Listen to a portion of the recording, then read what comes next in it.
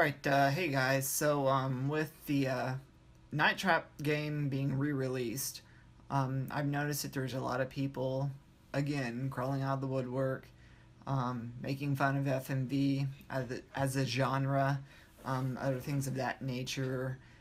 And I understand that right now, in 2017, that the genre is kind of laughed about and joked about and haha and this kind of thing. But there was some point between the 90s and now that all of a sudden the genre as a whole became like the laughing stock of video games. Whereas when it originally came out, it was really cutting edge. I mean, all my friends that I knew were completely blown away by the prospects of the technology, the games, and other things of that nature. So I wanted to kind of go through some examples. We're strictly talking about 4th gen gaming. So I wanted to go through some examples of some games that were out during the 4th gen, and then FMV counterparts of the same genre, just to give you guys kind of an example of just how revolutionary the technology was for what it was doing, in comparison to, you know, the same sprite base games. Okay, so for this video, my definition of FMV is going to be games that were live action filmed and you interact with the live action film. I know that there were games like Power Rangers and The Masked Rider and things like that. You couldn't really interact per se with the live action. You more or less just, it was almost like a quick time event. So I kicked those out too. This is more or less the most interactive that the genre had to offer. So first up, survival horror as a genre. So in 1992, we had a game like Alone in the Dark. It came out. And Alone in the Dark has been said to be one of, if not the first, survival horror games released. And as you can see from the graphics, it's pretty archaic, to say the least. The graphics just don't hold up at all nowadays. It's very slow game, slow paced, clunky. Now if we compare that with Night Trap, which is also another survival horror game, you can see it's quick action, it's fast, it's speedy, you're going boom boom boom boom boom, you're changing rooms, you see action, you're trapping bad guys, you're going to another room. It's just a lot more fast paced. And the fact that the entire game is in live action video, it's to me it's not been dated at all. It hasn't aged at all. Yeah, the game was filmed in 1987, so you can definitely see that. Yeah, there's a retro feel to it as far as the clothes and that kind of thing. But it's just you know, it's live action. It's like today if I popped in, you know, a movie from the 70s, it's still enjoyable, you know? And that's kind of what I get from Night Trap is, you know, if you play Alone in the Dark, it's definitely slow paced. It's clunky and it takes some mental, you know, gymnastics to get back into the swing of things. But to me, playing Night Trap is just like riding a bike. You just play it, you pick it up where you left off, and I think it's really accessible. I think anybody nowadays could play it and enjoy it. The next genre I'll look at is tunnel shooters. Tunnel shooters are basically first-person shooters where you're going through tunnels and shooting things, kind of like what the genre says. If we look at the best tunnel shooter I could think of from the generation was Star Wars Arcade. So if we look at Star Wars Arcade, you can definitely see the graphics are crisp, the graphics are clean, but they're very polygonal, you know. You can definitely see that it has a very low polygon count. It's a quick game, it's a fast-paced game, it's very responsive, it's probably one of the best tunnel shooters made. And then if we compare that to Sewer Shark, Sewer Shark was also another tunnel shooter. Again, all live action video. They superimposed the rats and the other things on top of the video, as well as the user interface. But it's I think it still holds its own against a game like Star Wars. It has cheesy cutscenes, you getting screamed at and yelled at by the other guys, which is kind of cool too. But which is something that Star Wars didn't have. Star Wars had Admiral Akbar. I mean, come on. Compare Admiral Akbar to Stencler. I mean, it's I guess that's not a fair comparison, but still. The next genre we'll look at is football games. So we're looking at Joe Montana football, which basically is your typical full-on football game. You make the call for the play, and then the game plays out the play. And in comparison, it's basically about the same concept as NFL's greatest, San Francisco versus Dallas Cowboys. You're given a menu of different plays. You choose a play, and then it plays an FMV cut or an FMV sequence of that particular play with San Francisco and Dallas. And that's pretty much how you progress the entire game, which I thought was pretty cool. It definitely was kind of a more unique approach to a football game, because to me, football games are pretty, well, especially third and fourth gen, for the most part, were pretty voyeuristic, I guess. You make the call and then you just kind of sit back and watch it, really. So I thought that was an interesting take on the genre. Next, we got the basketball games. So we're going to look at David Robinson's Supreme Court, which, as you can see, it's typical basketball, 5-on-5 or 6-on-6. I can't remember. I think it's 5-on-5. You get the full court. Camera changes angles as you're going down the court. I thought it was interesting that it's all the NBA rules. So there's fouling, goaltending, things of that nature, which I thought was kind of interesting. If we take that... Also, there was a Slam City with Scottie Pippen. Although it's only one-on-one street ball, it's still, it still kind of holds its own. It's very difficult. The difficulty factor is through the roof. To beat Slam City with Scottie Pippen takes pretty much a miracle. But still, you can definitely see where they were going with it. It's the live action footage of Scottie Pippen. They superimpose your character in there with CGI for his movements. But, I thought it was still kind of cool. It's definitely kind of a harder comparison to make, especially when you bring in the likes of NBA Jam. NBA Jam is so much better than Scottie Pippen. It's not even funny.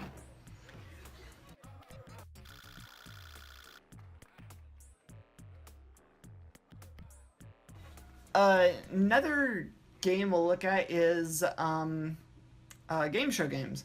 So we got Wheel of Fortune here on your regular cartridge, Super Nintendo, Sega Genesis. You can see that they're all, sprites. You spin the wheel, choose a letter, go on.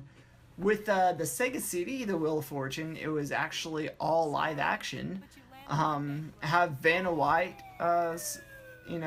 reprising her role. All the contestants were live action filmed actors in front of a green screen that they superimpose into the Wheel of Fortune studio. I thought it was a lot more colorful than the cartridge version. It's just a better game in my opinion, especially the fact that you actually have Vanna White there interacting with you as you're playing. I thought it was just a better option. When you compare the two versions, to me it's like hands down, play the Sega CD version, of course. Why would you even fool around with the cartridge version? The next genre, it's military tactical game. So first up we got Desert Strike, which was by Electronic Arts. Basically it's the top-down view. I can't remember what you call that view. But basically it's that you fly a helicopter, you shoot stuff, you shoot obstacles, you save people. I enjoy it. It's a great game. But when you compare that to Surgical Strike, it's just not even a comparison. Look at all the explosions, the fire, the pyrotechnics, blowing the Taliban away. It's you just can't compare when it comes to that. Then we also look at BattleTech on the Genesis, which was still kind of cool, but I mean, there's still graphical limitations to it. You're still looking at sprites. You're still looking at 2D graphics. We compare that again to Surgical Strike. I mean, you can see it's just night and day. There's explosions. There's again fire, pyrotechnics, live action briefing. To me, it's just a much better game. It's a much better experience, really. When you compare these two, it's like if you're 10 years old and you're like, why would I play Desert Strike when I could play Surgical Strike? I mean, Desert Strike, it's like a baby's toy compared to Surgical Strike, you know? And that's the thing you need to think is, when this stuff was coming out, it was still 80% of the video game market was still children, kids, because this was 4th gen, right when the Genesis came out. Sega was really leading the market and maturing the video game industry. Before then, it was completely kids games. So I thought the Sega CD really brought that out. If you're sitting there, you're like, it's just mind-boggling to think that this is live action video. Okay, moving on, we'll look at boxing games. So we got Tough Men Contest. I think this is the game that featured Butterbean, or whatever his name was. We got that. You can see it's kind of like Punch-Out. Compare that to Prize Fighter, though. To me, it's just not even in the same caliber of game. Prize Fighter was a heck of a lot more difficult. It required a lot of grinding. You had to level up your character before you could really do anything, which was, a lot more than you could say for like Punch-Out or Tough Men or anything like that. Because with Punch-Out and Tough Men, it was all about the technique of each fighter. Prize Fighter, you had to grind. There was no way around it. You had to level your character up.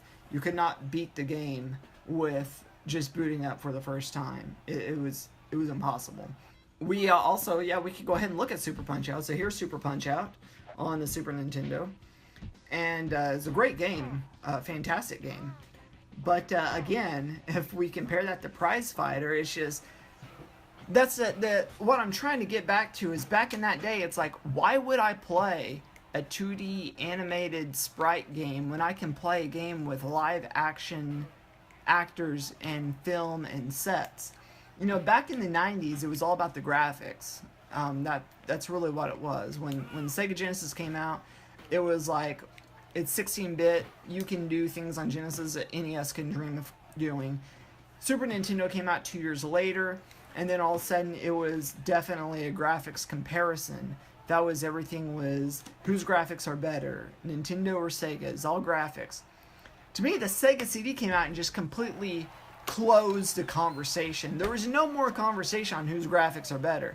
Sega CD's graphics were better because it was live action video. You can't get any more graphical than live action video.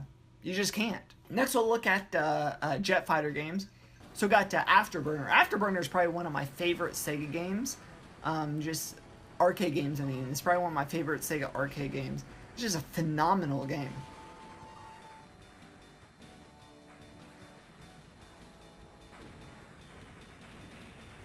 But again, we compare that with Tomcat Alley. Yeah, Tomcat Alley is not as quick.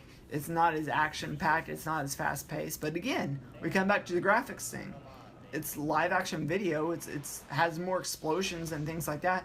It's just, to me, it's a higher quality game as far as showing off what the technology can do. It's all about bragging rights, kids. If we go back to Star Fox, we'll look at Star Fox. Star Fox couldn't even hold a candle to Afterburner as far as I was concerned. And I just never got the appeal for Star Fox on Super Nintendo. I own it, I've played it, but there's so many better jet fighters in Star Fox.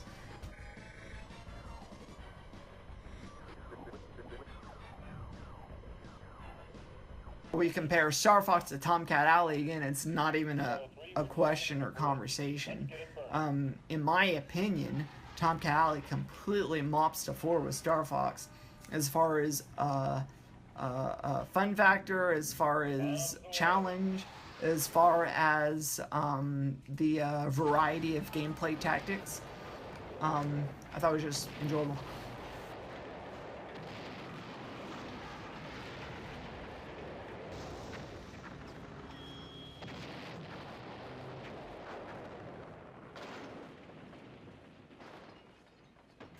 Now here's a genre I actually had a lot of trouble trying to find a counterpart to. I couldn't really find anything in the 4th gen. I had to go back to the 3rd gen, so it's not completely an apples to apples comparison here.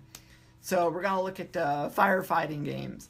The only thing I could find was Firehouse Rescue, and as you can see, it's a very remedial game. There's not much to it. It was developed by Fisher Price, so it's definitely a kids game.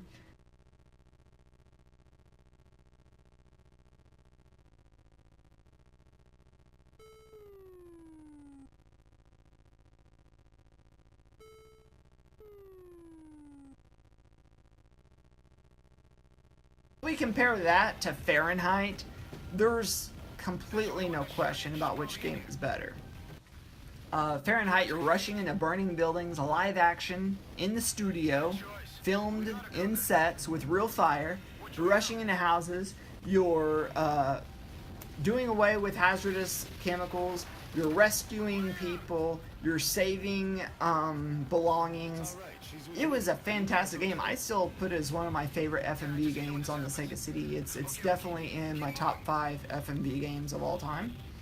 And it's just a great game.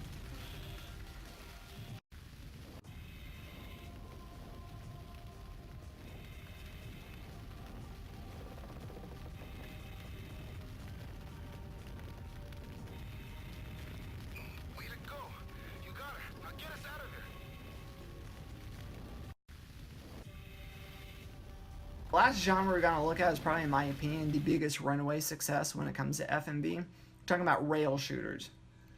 And I'm going to use the best rail shooter ever made as far as FMV goes, Ground Zero Texas. Developed by Sony ImageSoft, published by Digital Pictures, or was it developed by Digital Pictures, published by Sony ImageSoft? One or the other. First of all, we'll look at Operation Thunderbolt on the Super Nintendo. And I mean, it's kind of a cool game, but as you can see, you can definitely see the graphics are just really not there. The backgrounds are bland. The enemy sprites are bland, leave little to be desired. Shows a little animation briefing. If we compare that to Ground Zero, where you actually get a full-on live-action briefing from one of your operatives there on the scene, and then it goes into a live-action shooting sequence to where you're shooting real actors on a real set. I mean, to me, there's just no comparison whatsoever. The FMV just completely wins when it comes to that. And it's just a really enjoyable game as far as that goes. I mean, when we're talking about FMV, yeah, some of it can be less interactive, but I thought Ground Zero just nailed it on all fronts. Just completely nailed it. Okay, the next game we'll look at is T2, the arcade game, Terminator 2. Now, yeah, the game is cool, but again, if you look, the backgrounds or the graphics is not really there. A little bit of parallax scrolling to compensate for that. The animation for the sprites isn't quite fluid. It's not quite there. We compare that with Ground Zero. We're basically looking at pretty much the same enemies. I mean, they're aliens instead of robots, but we're blowing them away, shooting them and blowing them to smithereens, guts going all over the place. To me, it was just a much more enjoyable experience. And the fact that in real time, you're switching between 4 different cameras, 4 different locations. With most other rail shooters, you go to the location, you shoot everybody that moves, and then you go to the next location. Ground Zero, you're actually switching back and forth in real time between 4 different locations as the threat comes in. So I might be in one location shooting, and then simultaneously there will be a threat in another location. So I have to make the decision, do I dispatch all the threat here and go there? Do I leave the threat here, go there, take care of that threat, and come back?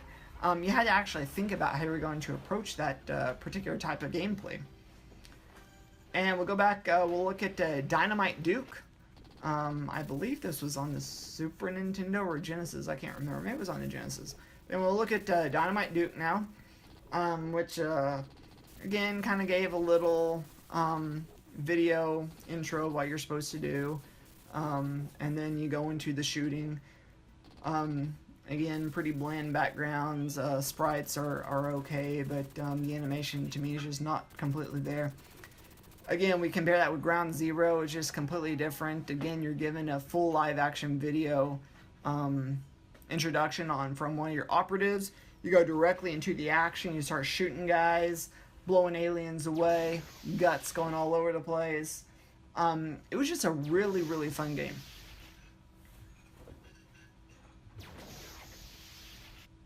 Okay, so as you can see, the genre of FMV actually had a lot to offer. And when you look at it through a more objective experience, rather than just, well, angry video game nerd made fun of it, so ha ha ha.